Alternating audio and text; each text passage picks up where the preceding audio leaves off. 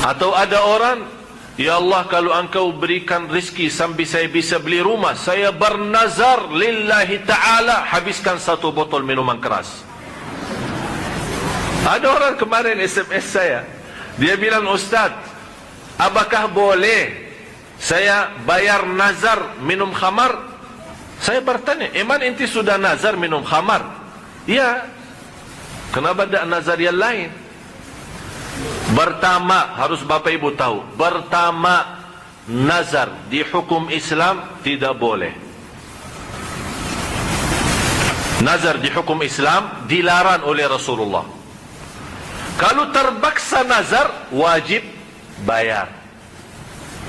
Tapi di hukum Islam makruh, tidak dianjurkan. Malah Rasul kata, jangan bagi nazar. Karena nazar itu apa intinya? Memaksa kita berbuat kebaikan. Kalau saya ada rezeki, saya akan sedekah 1 juta. Begitu sudah datang rezeki, malah bingung dia. Oh, 1 juta lumayan besar juga ya. Akhirnya maksa-maksa keluarin 1 juta karena sudah nazar.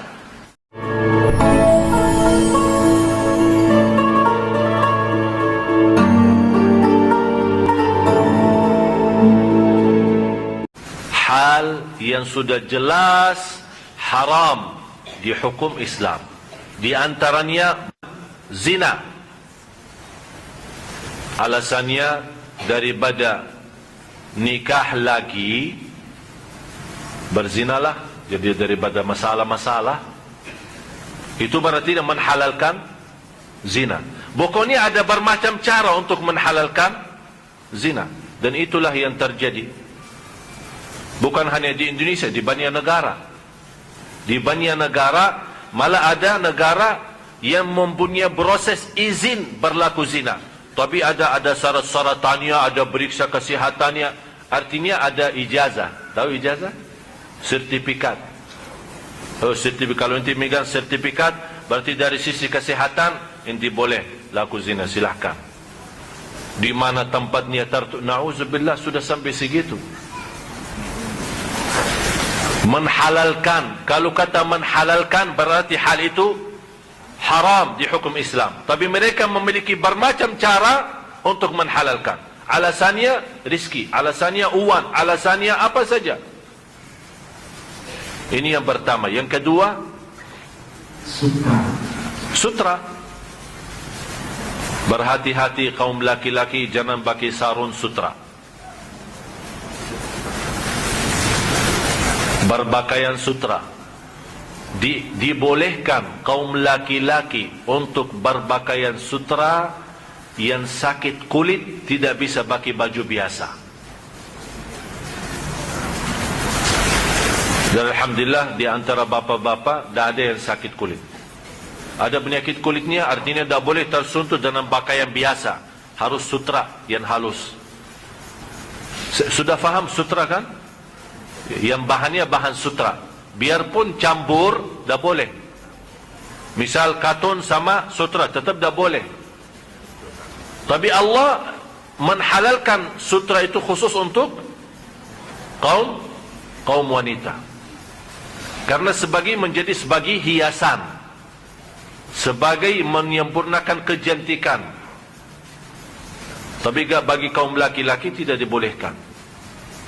Karena salah satu hikmah tidak membolehkan, karena sutra bagi kaum laki-laki menimbulkan rasa sombong.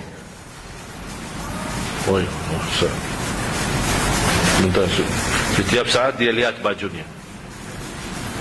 Dalam salat pun dia periksa, jangan sampai kotor. Kalau kita salat di sampingnya, maaf, saya pakai sutra, jadi mohon agak jauh. Masalah. Dan sifat sombong itu namanya dosa batin. Tambah kita sadar, merasa. Dan obat-obatnya sombong ada 2. Obatnya sombong ada 2. Pertama, kenapa anda sombong? Padahal yang terjadi bersamamu setiap hari sama semua manusia. Buang hajat kan? Kira-kira yang sombong buang hajat gimana? Punya cara spesialis? Oh, kalau dia buang hajat ini orang top. Ya, semua sama. Cara yang sama, bersihin yang sama. Orang kaya raya, orang raja, orang miskin di kampung dan desa sama sistem punya buang hajat. Tak ada namanya buang hajat VIP. Tak ada. Buat apa sombong? Dan saya selalu mengingatkan, apalagi orang yang kaya, yang punya uang, punya harta triliunan, jangan sombong. Karena uang itu sungguh tidak berguna, malah menjadi siksa bagi kita di hari kiamat. Uang mampu membelikan rumah, tapi tidak mampu memberikan nyaman. Uang itu mampu membelikan kasur tidur, tapi tidak mampu membelikan tidur. Kalau kita susah tidur, bisa bayar untuk tidur? Tidak bisa. Tapi kasurnya, mau kasur yang termahal sedunia, biar harganya 1 M, tapi tetap kalau tidak susah tidur, ya tidak bisa tidur. Uang itu bisa belikan obat, tapi belum bisa belikan sembuh. Berarti ingat, uang itu bukan segala. Yang kedua, untuk menghilangkan rasa sombong, harus anda selalu melihat orang lain lebih baik. Itu saja. Selalu melihat orang lain lebih baik. Saya dapat pelajaran dari guru saya. Setiap saya isi ceramah, saya masuk masjid, apalagi melihat jemaah ramai seperti ini, saya langsung connect kalbu sama Allah. Ya Allah, saya yakin yang ada di masjid itu semuanya lebih baik daripada saya di sisimu. Yang kedua, ya Allah, saya datang kemari bukan menajar jamaah, tapi saya datang sama-sama belajar. Karena saya tahu dan yakin di antara anda ada yang lebih tahu ilmunya daripada saya. Masalahnya bukan ilmu kita banyak atau sedikit, tapi masalahnya taufik dari Allah. Oleh karena itu duduk, yang bicara Allah gerakkan lidah saya. Bukan karena ilmu saya banyak atau sedikit, bukan. Bukan karena saya orang Madinah punya kelebihan, tidak. Belum tentu orang Madinah lebih baik daripada jamaah Sunda Kelapa. Itu yang harus kita hidup dan rasakan. Selalu siapapun yang kita lihat, orang, selalu kita menganggap orang itu jauh lebih baik daripada diri kita sendiri. Karena kita tidak tahu siapa di antara hamba Allah yang terpilih jadi waliullah.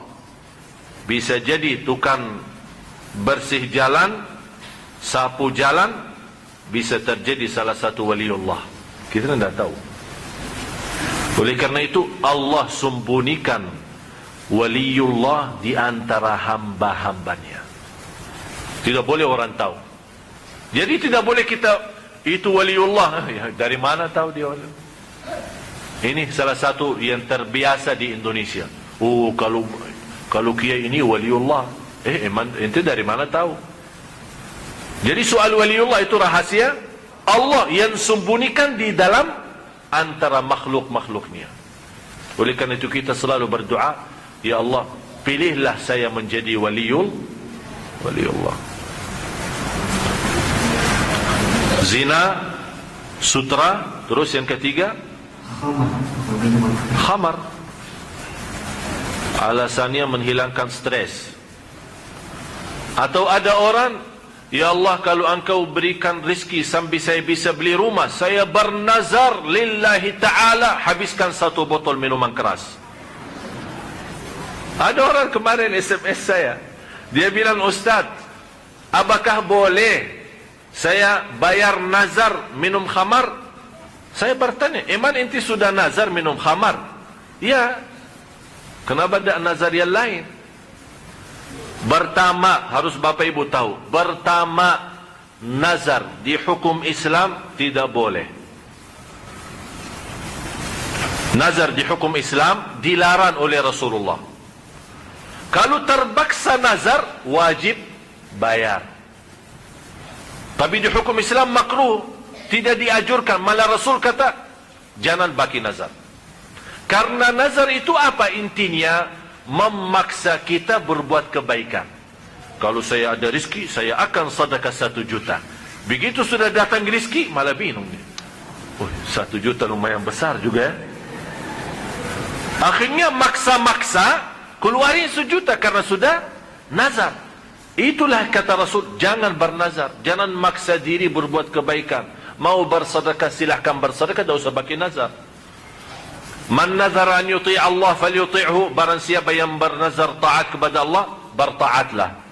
Barang siapa yang bernazar maksiat, jangan maksiat. Contoh, kalau saya mendapatkan anak saya lulus dari ujian, saya bernazar akan puasa 3 hari. Nazar, tetap bayar nazar 3 hari. Dan tidak boleh digabungkan bayar nazar, puasa nazar wajib. Tapi tidak boleh digabungkan dengan puasa wajib Ramadan, mengganti, bayar. Ya udah sama-sama wajib, biar ini 2 in 1 katanya. Tidak ada. Beda sama sunnah. Kalau sunnah boleh, misal hari Senin. Hari Senin jatuhnya tanggal 13. Berarti sekalian kita puasa Nabi Daud. Berarti saya hari Senin, puasa sunnah Isnin, puasa sunnah 13, puasa sunnah Daud. Itu 3 in 1 boleh. Karena hukumnya sunnah. Tapi yang wajib tidak boleh digabung. Tapi kalau ada orang bayar wajib, bayar Ramadan hari Senin, ya boleh. Tapi tidak ada kaitan dengan sunnah Senin. Nawaitu ganti bayar yang sudah tertinggal daripada bulan Ramadan. Jadi jangan bernazar. Kalau ada orang bernazar, kalau anak saya lulus, saya akan minum khamar. Hukumnya haram. Bayar nazar, tapi tetap menggantinya apa? Puasa 3 hari. Daripada nazar maksiat diganti dalam puasa 3. Itu kafarah nazar namanya. Kafarah nazar. Khamar bermacam orang alasannya lebih cepat mencari rezeki, katanya jualan khamar itu lebih cepat. Inilah salah satu cara menghalalkan khamar.